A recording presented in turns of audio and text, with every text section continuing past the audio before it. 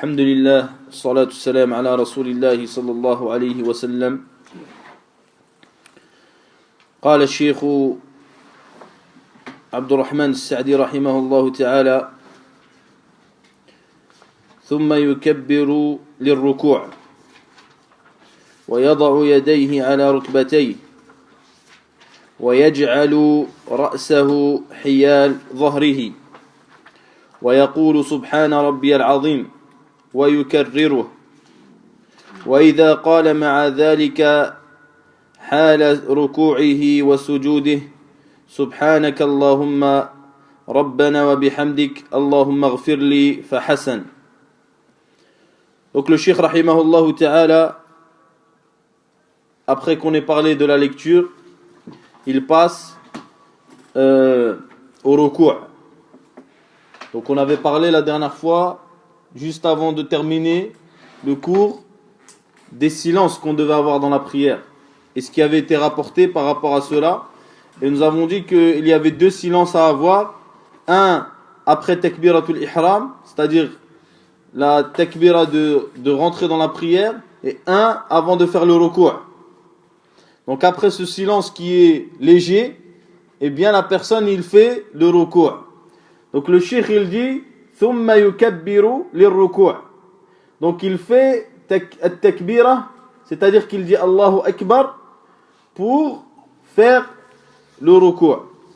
Il faut savoir donc que cette takbira là, comme toutes les autres takbirat qui sont entre deux piliers, c'est-à-dire entre le recours par exemple et le raf' min al-ruku' et la position debout, ou bien les takbirat que nous faisons dans le sujoud, eh bien ce sont des takbirat qui s'appellent takbiratul intiqal, c'est-à-dire des takbirat qui se font pour l'intiqal, le déplacement, on passe d'un pilier à un autre.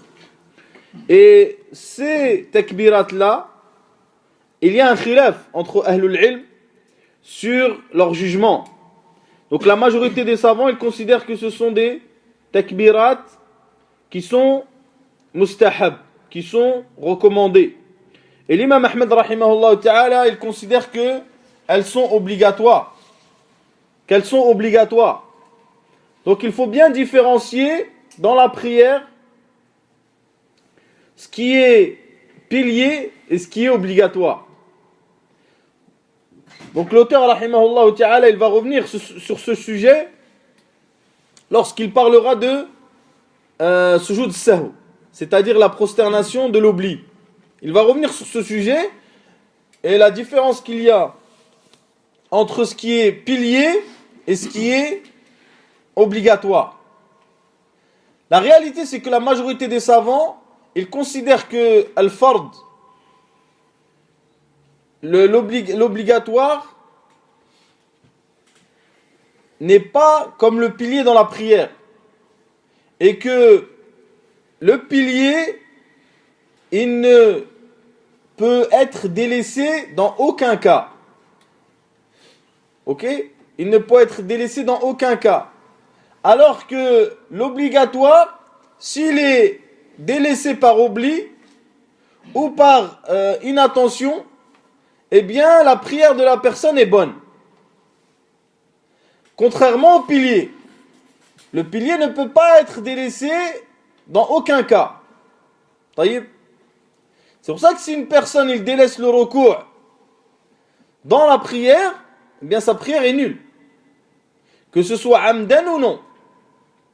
Qu'il l'ait fait exprès ou non. Sa prière est nulle puisqu'il a laissé un pilier.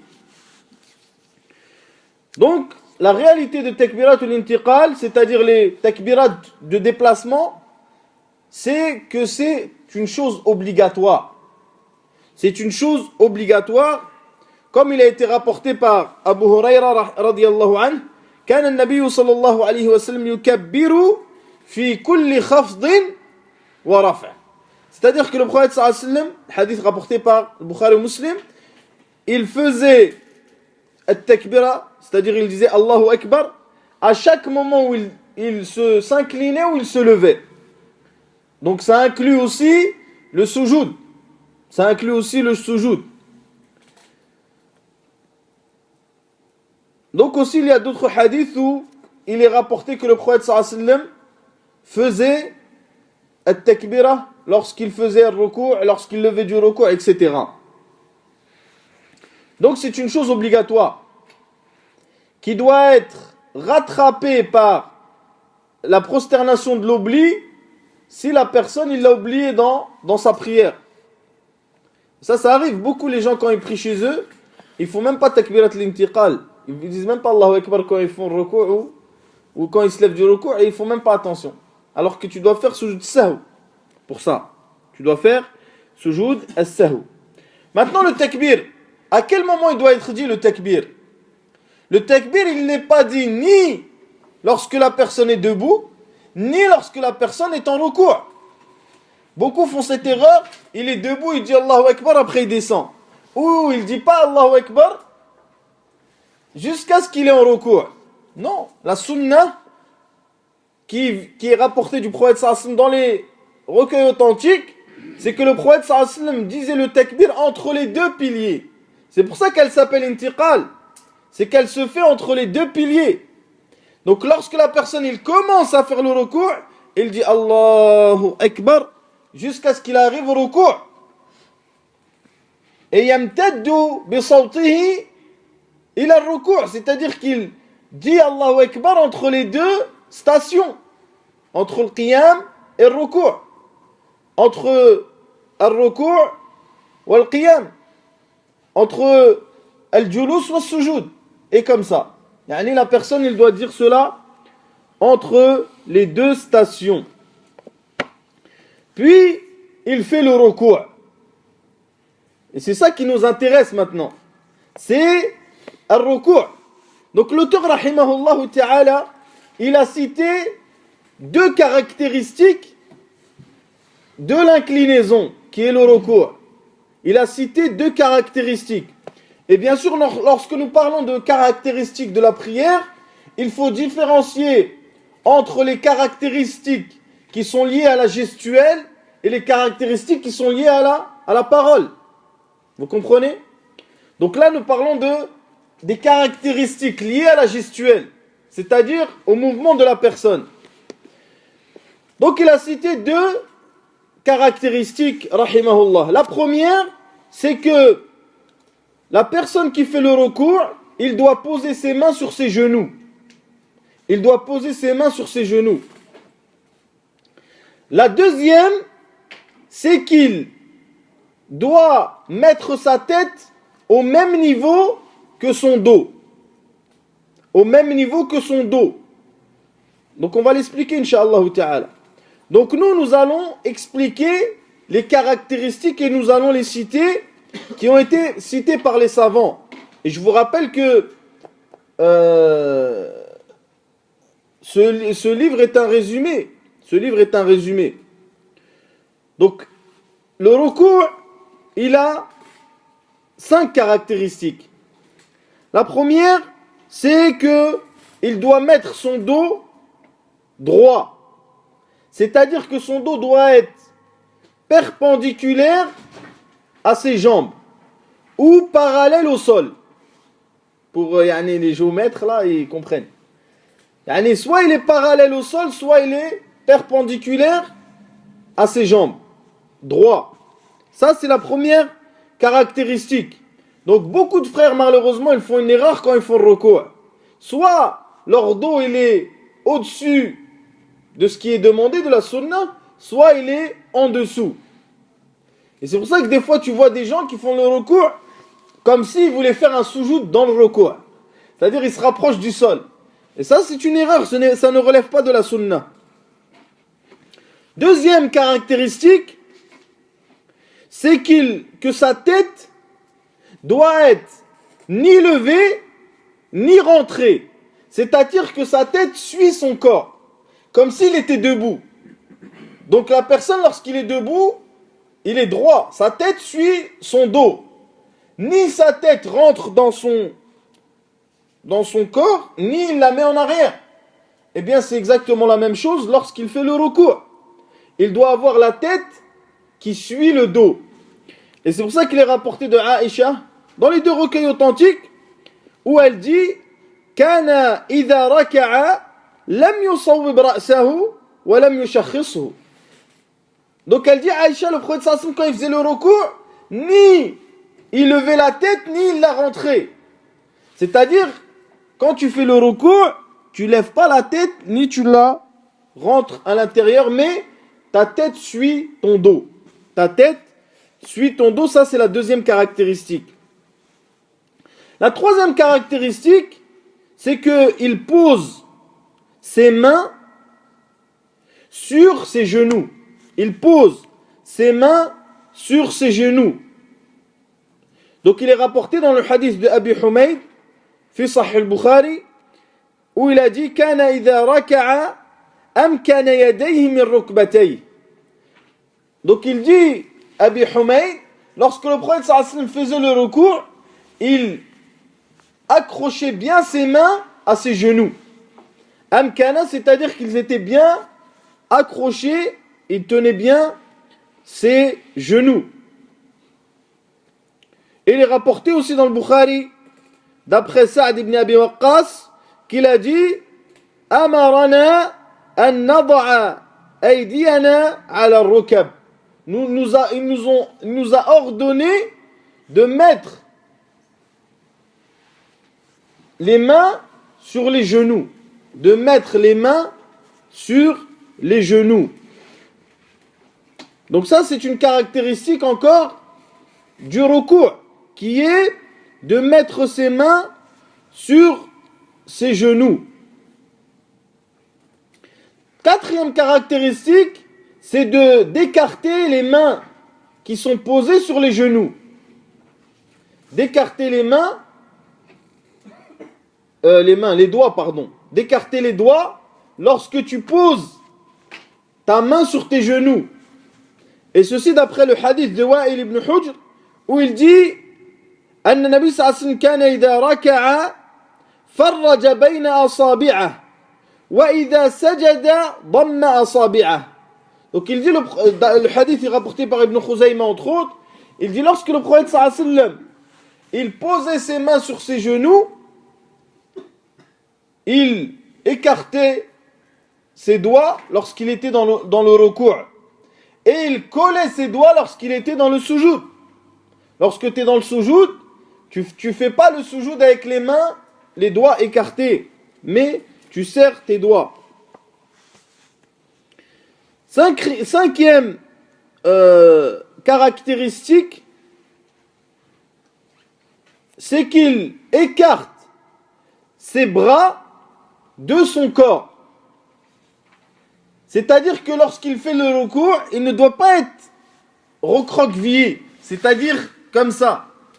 Non, il doit écarter ses coudes et ses bras de son corps.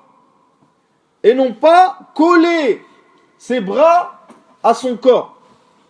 Donc il est rapporté par Abi Humayd al-Sa'idi dans Sunan Abi Daoud ou Tirmidhi. Il dit sur la prière du prophète sallallahu alayhi wa sallam, il dit il a mis ses bras et il les a écartés de ses côtés. C'est-à-dire que tu ne dois pas être recoller tes bras à ton corps. Coller tes bras à ton corps. Donc voilà, Inch'Allah ta'ala, le sujoud, le bon sujoud, le bon recours. Le bon recours, c'est-à-dire qu'il y a un recours qui est kamil. C'est le recours qui est complet. Dans le sens où la personne, lorsqu'il fait ce recours, il a fait le recours exact que faisait le prophète alayhi salatu wassalam. Donc, comme vous savez, lorsqu'il y a un recours qui est kamil, il y a un recours mudzi. Il y a un recours qui suffit. Et le recours qui suffit, il a été dit que la personne, à partir du moment où ses mains atteignent ses genoux, eh bien, son recours est accepté. Ça, il a été dit cela par certains savants. Et d'autres, ils ont dit ma yakunu aqrab ila al-i'tidal, c'est-à-dire ce qui sera le plus proche du fait qu'il est droit. Donc certains ont dit même si t'es pas droit, t'es comme un peu, pas, tu t'inclines un peu mais tes mains touchent tes genoux, eh bien ce recours-là est celui qui suffit pour la personne. Donc on a oublié de dire, et c'est une chose très importante, que le recours c'est un pilier de la prière.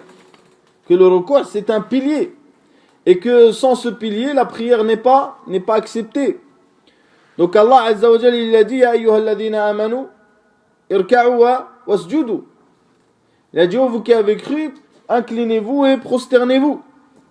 Donc c'est un pilier de la prière.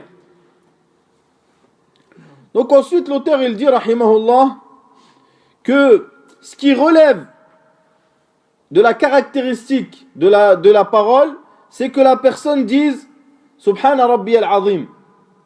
Donc de grandir Allah Azza wa Jal dans le recours. Il faut grandir Allah Subhanahu wa ta'ala et qu'il répète cela 3 fois ou plus. Mais il faut qu'il dise Subhana Rabbi al-Azim au moins une fois. Ce qui est obligatoire. Et son recours est bon s'il le dit une fois. Et il dit aussi, entre autres, d'autres choses qui ont été rapportées dans la sunna par le prophète sallallahu alayhi wa sallam. Ensuite, il dit l'auteur, rahimahullah, وَإِنْ قَالَ مَعَ ذَلِكَ حَالَ رُكُوعِهِ وَسُجُودِهِ. Nous avons cité Fahassan. Donc il parle là maintenant de ce qu'il peut dire en plus. Et ceci, vous allez, par exemple, dans les livres d'invocation, vous voyez qu'est-ce que le prophète sallallahu disait dans le recours. Puis il dit ثُمَّ يَرْفَعُ رَأْسَهُ قَائِلًا سَمِعَ اللَّهُ لِمَنْ حَمِدَهُ إِنْ كَانَ إِمَامًا أَوْ مُنْفَرِدًا. Donc il dit, lorsqu'il est... Donc le Subhana Rabbi al-Azim, il a été rapporté par Muslim et aussi par Ibn Abbas dans Sahih Muslim. Les deux hadiths, ils sont dans Muslim. Puis il dit, il lève la tête et il dit, Sami Allah liman hamidah. Donc lorsqu'il se relève, qu'est-ce qu'il dit lorsqu'il est tout seul? Il doit dire cette parole qui a été dite par le prophète sallallahu alayhi wa sallam, comme ceci a été rapporté par Anas dans As-Sahihayn, dans les deux recueils authentiques. Donc la personne, il se lève et il dit Sami Allah liman hamidah idha kana imaman aw munfaridan. Donc cela aussi relève de l'obligation. C'est une obligation. Ce n'est ni un pilier ni une sunna. Mais de dire Sami Allah liman hamidah, tu dois le dire. Et si tu ne dis pas, eh bien tu dois rattraper avec sujoud sahou. Donc aussi, nous disons aussi que Sami Allah liman hamidah, il se dit entre al-ruku' et le qiyam. Il ne se dit ni pendant le ruku' ni au moment du qiyam.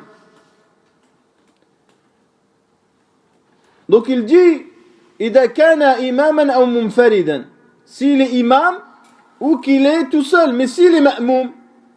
Donc s'il est dirigé par un autre imam, qu'est-ce qu'il doit dire? Il doit dire autre chose, une autre formule. Donc il va le dire rahimahullah, lorsque la personne il est dirigé par un imam, il ne dit pas Sami Allah liman hamidah. L'imam dit ça, mais lui il dit Rabbana lakal hamd. Donc il fait la louange d'Allah Azza wa Jal, comme il a été rapporté par Abu Hurairah radiyallahu ta'ala an, dans les deux recueils authentiques.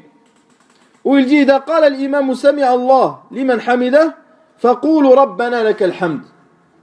Et ceci dans les deux recueils authentiques.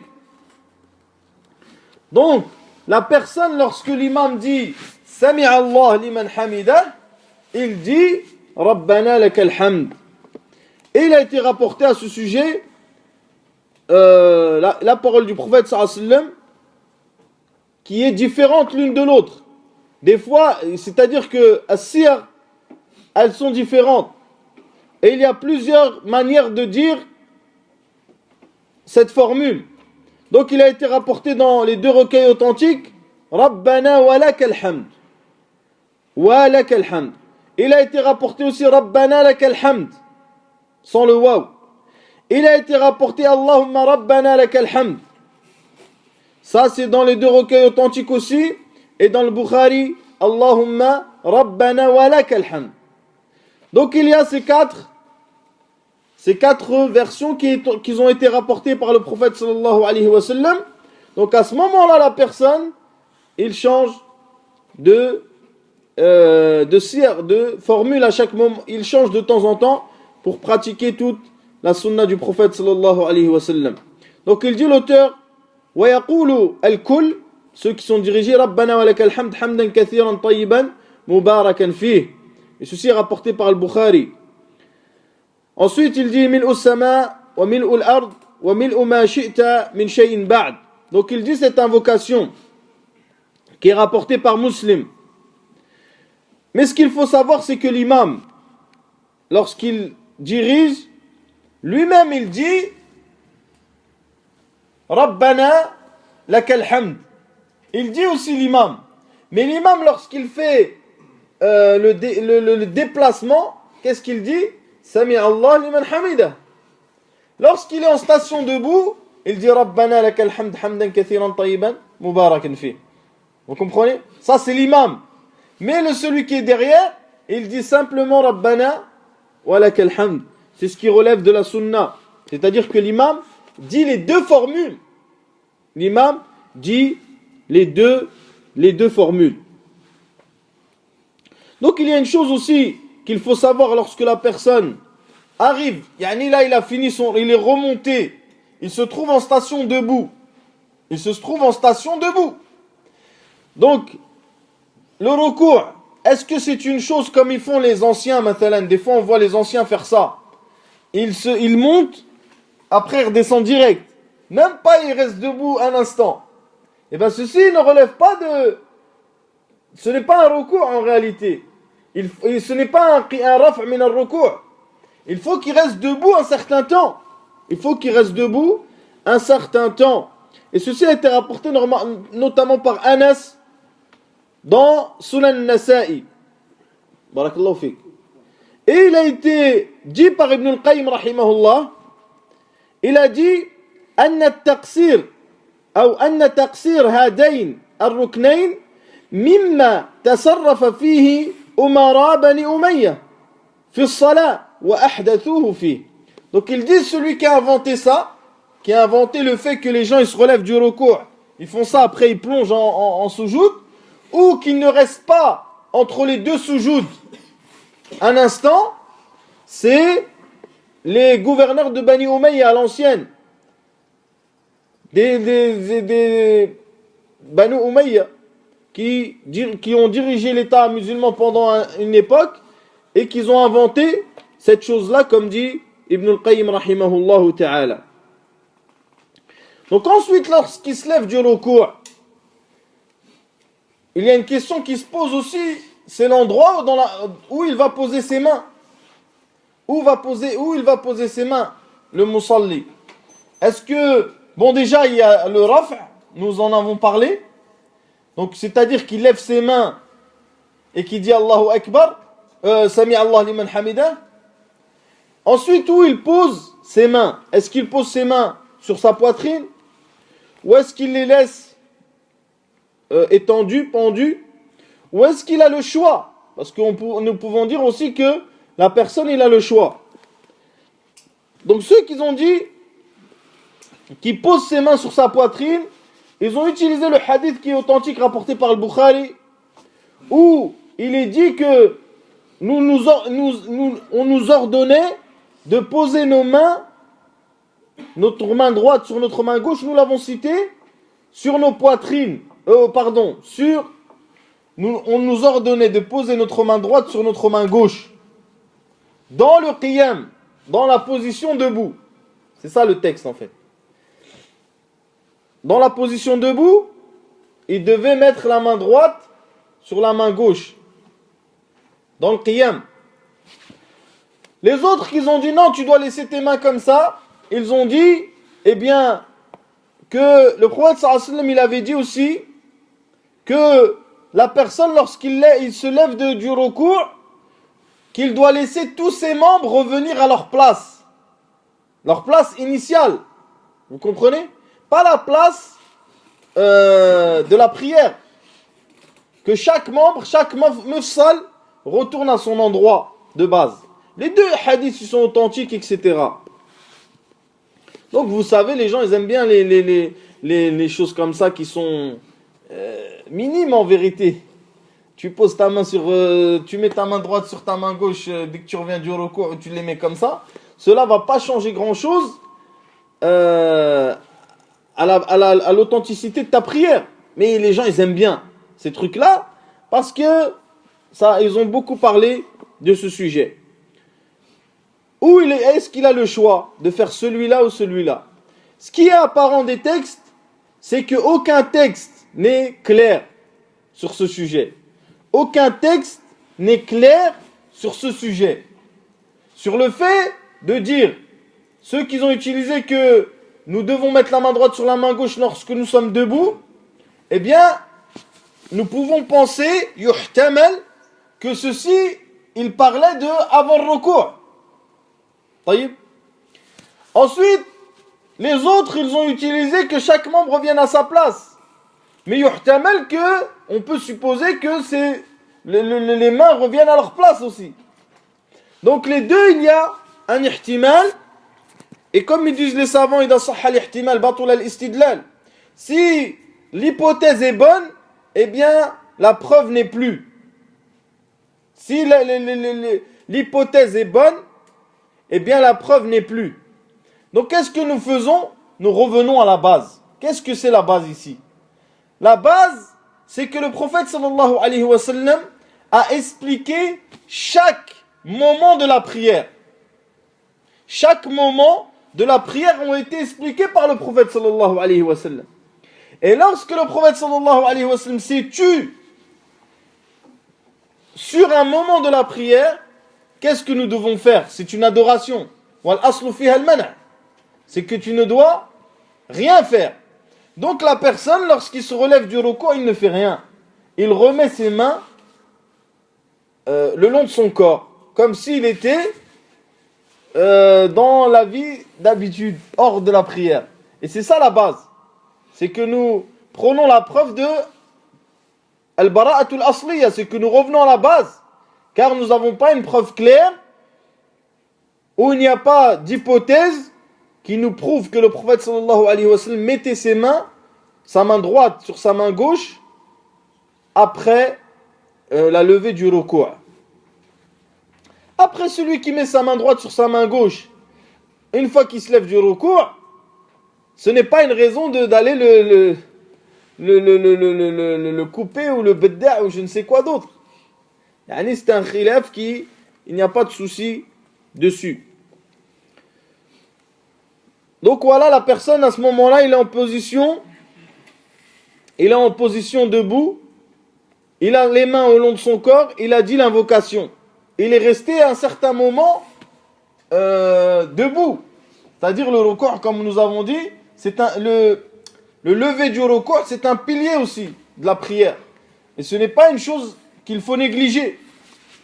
Donc ensuite, il dit l'auteur, rahimahullah, ثم يسجد على أعضائه السبعة كما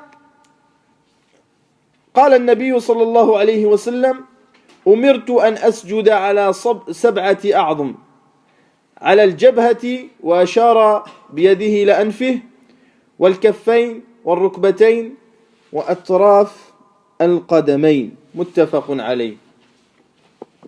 Donc là aussi, nous avons une caractérisation de la gestuelle et après de la parole. Maintenant, là, il parle de la gestuelle. Donc le prophète sallallahu alayhi wa sallam, il a ordonné de se prosterner sur 7 membres, puis il a cité ces membres-là.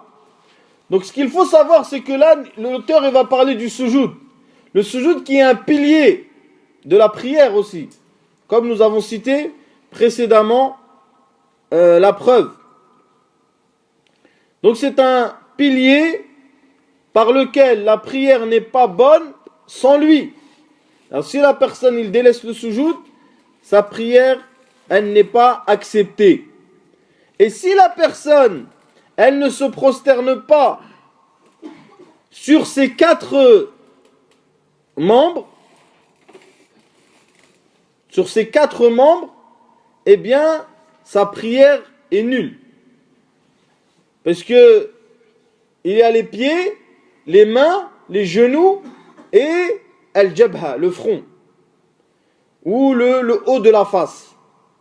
Ce sont 4 choses que si la personne ne se prosterne pas dessus, eh bien son sujoud est batil. Et si son sujoud est batil, eh bien sa prière est nulle. C'est aussi logique que ça.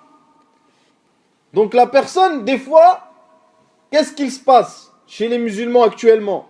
C'est que la personne, il se prosterne avec sa tête et ses pieds, ils se lèvent. Les musulmans, c'est comme des balances dans la prière, une balance. C'est-à-dire, dès que sa tête elle touche le sol, ses pieds ils se lèvent. Dès que ses pieds touchent le sol, sa tête elle se lève. Celui-là, sa prière, elle est batila, puisque son sujoud, il est batil. Vous comprenez? Donc la personne, il doit absolument se prosterner sur ces 4 parties du corps qui sont les pieds, les mains, les genoux et le haut de la face. Al-jabha, comme il l'a dit le prophète sallallahu alayhi wa sallam, et nous allons voir cela incha'Allah ta'ala.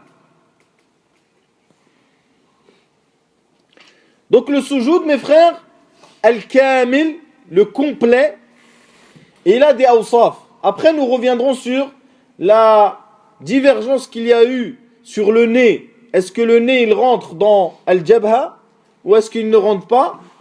Mais avant cela, je préfère citer le sujoud qui est complet, le bon sujoud. Al-sujoud al-kamil, premièrement, c'est qu'il se prosterne sur ces 7 membres qu'on a cités là, qu'il a cité le prophète sallallahu alayhi wa sallam dans le hadith. Ça, c'est la première chose. Deuxième chose,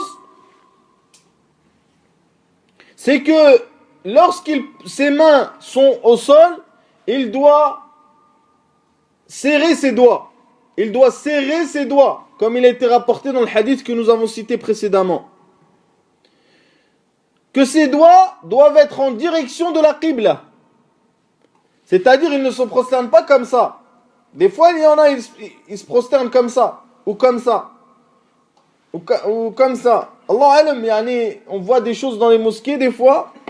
Et ceci par rapport au hadith de Malik ibn al-Huwayrith. Ça, c'est 3 choses. 4e chose, Allah yakuna mujafiyan. Pareil, c'est qu'il ne rentre. Et le mujafa, c'est 2 choses.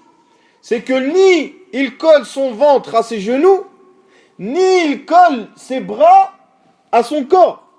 Bien sûr, ceci est conditionné au fait que la personne il a de la place. Si tu es, par exemple, à l'Eid ou le Jumu'ah, il n'y a pas de place, tu vas pas te mettre à l'aise. Mais si tu peux, ce qui relève de la sunna, c'est que la personne, il écarte son ventre de ses genoux, mais pas comme s'il fait des pompes, non.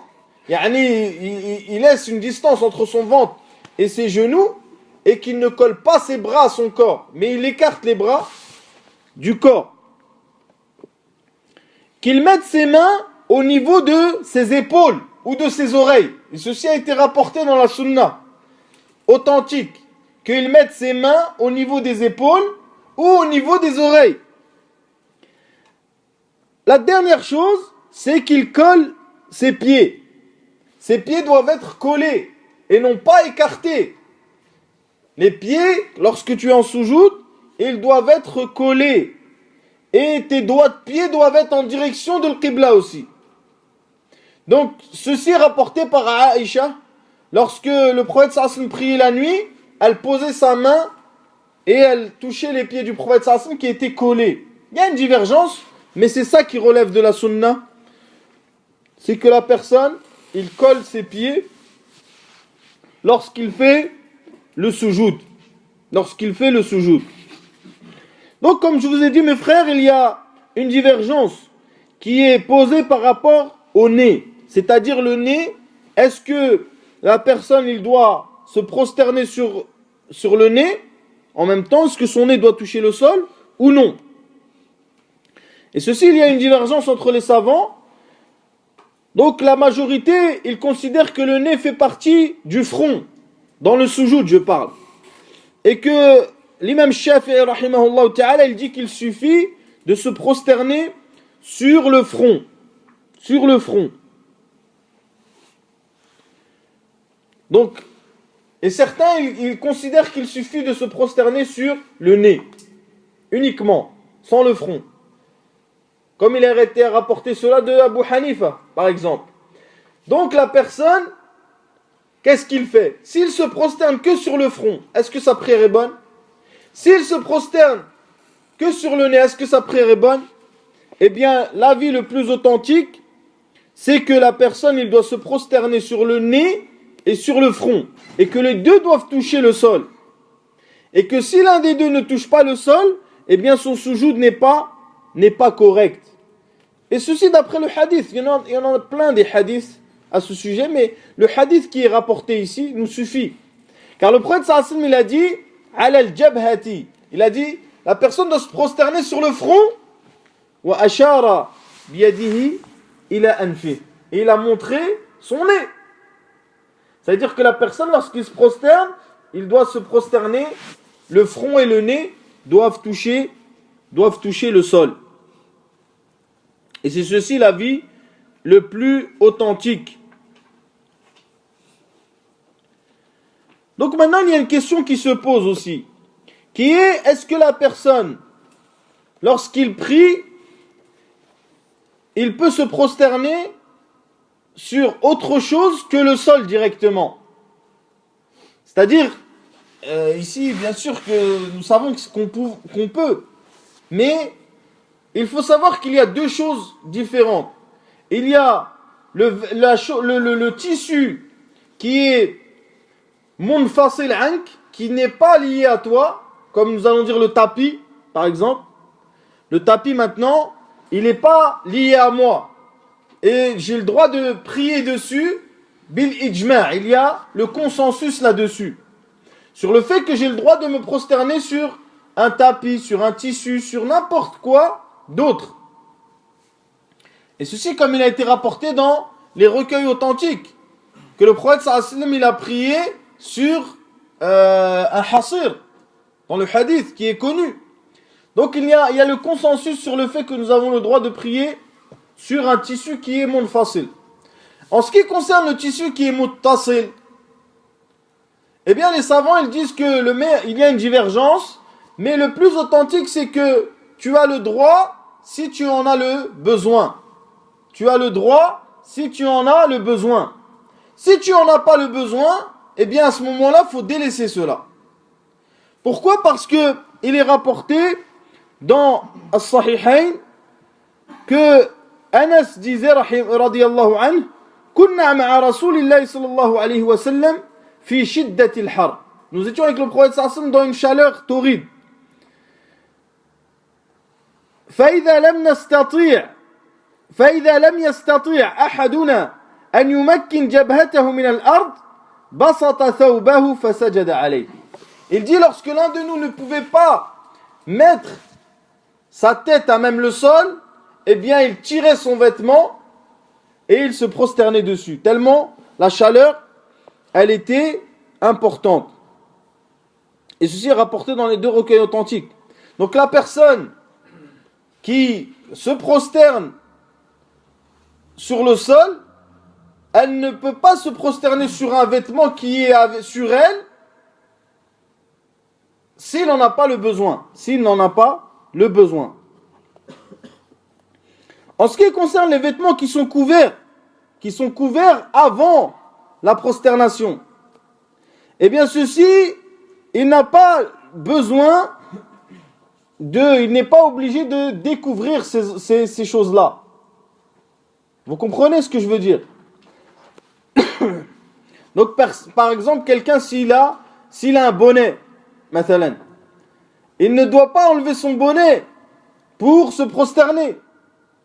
Ou s'il a des chaussettes, ou etc., eh bien à ce moment-là, il n'est pas obligé de enlever ces choses-là, ou des gants même. Il n'est pas obligé de les enlever pour prier. Donc il est rapporté dans Sahih al-Bukhari d'après Anas, كان القوم يسجدون على العمامة ويداه في كمه. Il disait que les gens ils se prosternaient sur al-imama et que leurs mains elles étaient dans leurs manches. Leurs mains elles étaient dans leurs manches. Donc il n'y a pas de mal à ne pas dévêtir les parties qui sont déjà vêtues avant la prière. Il n'y a pas de mal à cela. En ce qui concerne celui qui ne peut pas faire la prosternation sur les 7 membres, sur les 7 membres que nous avons cités, eh bien celui-là, il se prosterne comme il peut. يعني لا يكلف الله نفسا إلا وسعها. Si مثلا une personne il lui manque un bras, on va pas lui dire tu es obligé de te prosterner sur 2 bras. يعني لا يكلف الله نفسا إلا وسعها. Ce qu'il faut savoir mes frères, c'est qu'une chose importante dans le soujoud, c'est que le soujoud de la personne n'est pas authentique tant qu'il n'y a pas les 7 membres qui sont à même le sol et qu'ils disent au moins une fois Subhana Rabbiyal A'la. Vous comprenez?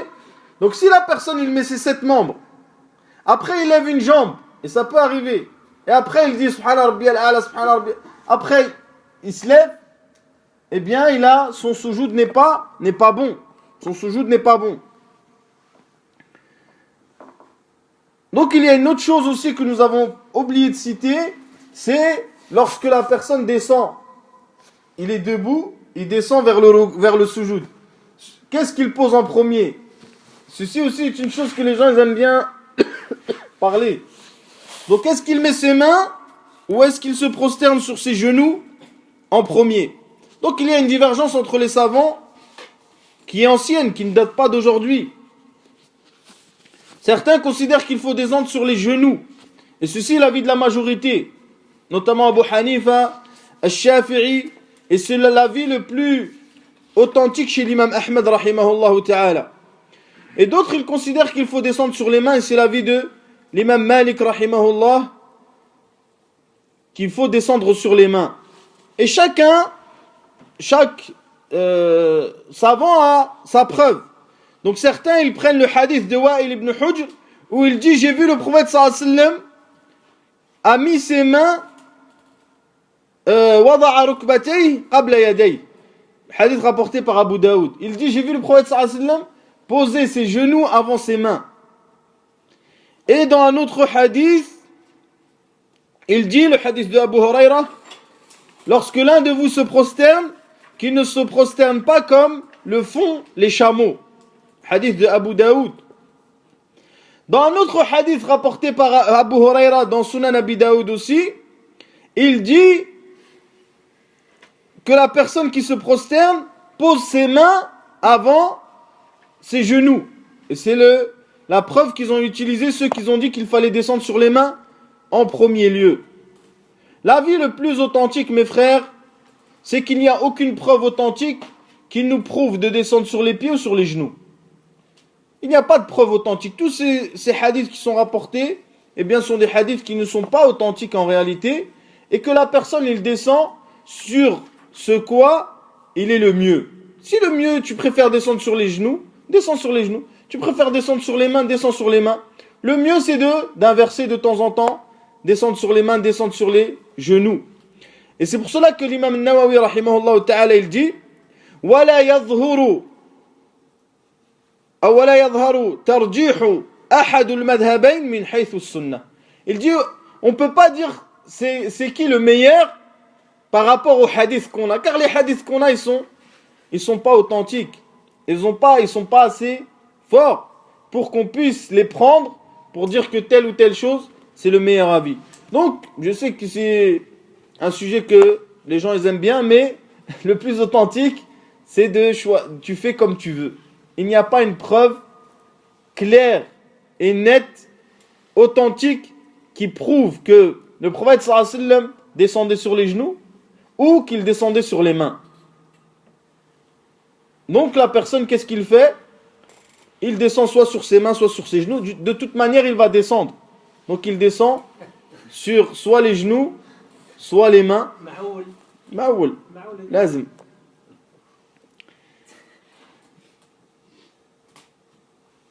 Donc nous avons dit déjà précédemment qu'il doit poser ses mains et que c'est recommandé au niveau de ses épaules ou de ses oreilles et qu'il doit les mettre en direction de la Qibla et qu'il doit les serrer les doigts. Et il est déconseillé de poser ses bras à même le sol. De poser ses bras à même le sol. Car le prophète sallallahu alayhi wa sallam a interdit, comme il est rapporté dans Sahihain, de faire le sujoud comme le font les chiens. Yani de poser ses bras à même le sol. Et ceci est strictement déconseillé d'après la parole du prophète sallallahu alayhi wa sallam. Et nous pouvons même dire que c'est interdit, yani. Car la parole du prophète sallallahu alayhi wa sallam est claire qu'il interdit le fait de poser ses bras à même le sol. Il faut savoir aussi, mes très chers frères, qu'il y a un sujet que nous devons expliquer, qui est le sujoud de la femme. Et le sujoud de la femme, est-ce qu'il est différent du sujoud de l'homme? Donc c'est ça qui est important à savoir, puisque nous avons dit que l'homme, il doit écarter ses bras de son corps et il ne doit pas les coller, il ne doit pas coller son ventre à ses genoux.